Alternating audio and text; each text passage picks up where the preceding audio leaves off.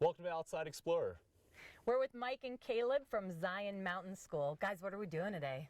You know, we're going to do some rock climbing, and we're going to learn on how to be safe on the rock and mostly have fun. So we're going to kind of gear up here at the car and then head out to our site and do some climbing for the day. Great. You guys get your stuff and I'll meet you there. Cool. Sounds good.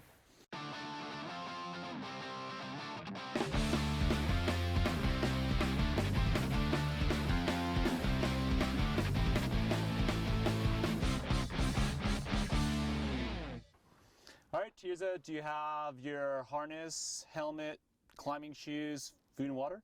Got it all. Got it all. Some Sweet. beef jerky to go. There it is. All right, let's go do it. Yeah.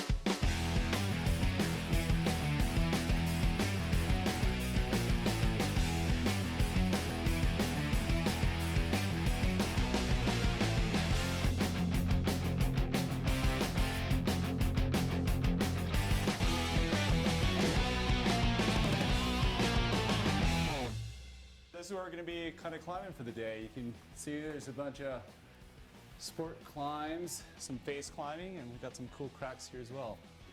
Awesome. Yeah. So awesome. We're here in the school room just outside of Zion National Park. We're going to be climbing some big overhanging face climbs. This guy right here is called Detention Center. It's a really fun overhanging route that I think is really good to practice good overhanging sport climbing technique.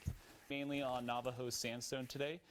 Caleb and I own Zion Mountain School, and we offer year-round guiding, rock climbing, guided trips and courses, along with canyoneering courses, ice climbing, and backcountry skiing. And we're the only certified rock climbing guides of southern Utah. So right now, Mike's getting tied into the end of the rope here, and I'm getting ready to get him on belay. Safety first, always. I'm tied in properly to my hard points. Buckle's all good. You're loaded properly on your belay device, and your harness is good. Here you go. All right. All right, I'm climbing. All right, climb on. You're on belay, Mike.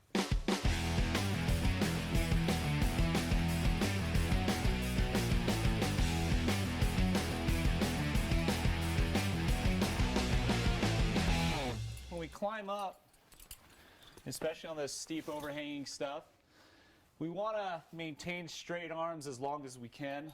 You know, if we have bent arms, we're just going to, as we say, pump ourselves out and just get tired. It's important too, Tirza, to have a bad European accent as you climb.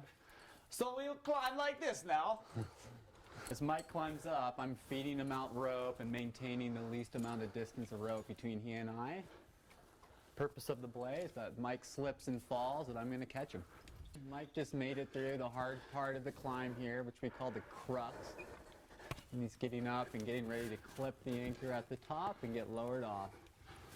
This is a crack climb now. We're going to be focusing on utilizing crack climbing techniques in order to climb up the route. Okay, so now instead of clipping fixed bolts, I'm going to be placing various camming units, spring-loaded devices inside the rock, good quality rock, and then clip my rope to it, kind of like such, so that if I do fall, hopefully this catches me. Hopefully.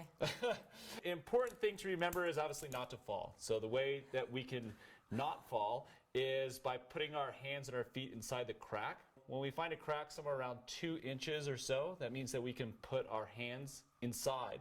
And if we point our thumb towards our pinky finger, it increases a bigger pad that we can kind of lock off on. Yeah. So the other thing that we can do, obviously, for our feet is if we put our foot inside that same crack with our pinky toe down, we can then stand up on our foot, and that way keep all of our weight on our feet, Okay. Which is the key to climbing. Something I'm just going to have you focus on as we keep climbing is continuously look at your feet so you know exactly where you're stepping. Okay. Okay? Yeah, sounds good. Final checks, knot, harness is good, you're loaded properly with a carabiner Double lock. backed. And you're double nice backed. and high. Locked down.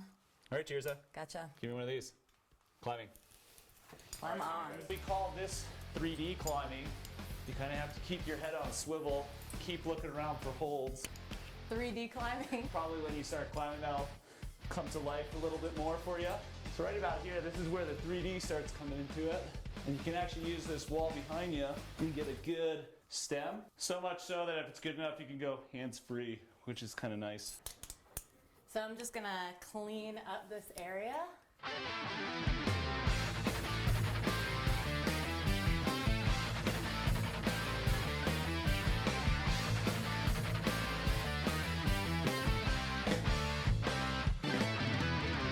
Man, this was awesome. I love sandstone. Thank you so much for taking me out. And if other people want to get in touch with you for private courses and trips, how can they do so?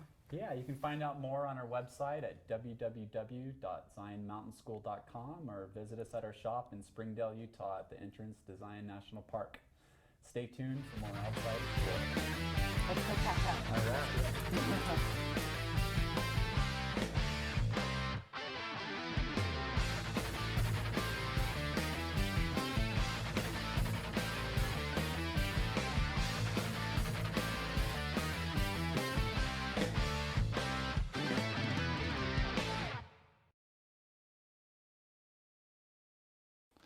Michael Bannock, B-A-N as in Nick, A-C-H as in Harry. I am the owner and lead guide and instructor of Zion Mountain School. Okay. Caleb Paget, P-A-D-G-E-T-T, C-A-L-E-B. Okay, cool. And is it owner as well? And so same title? Okay, same titling.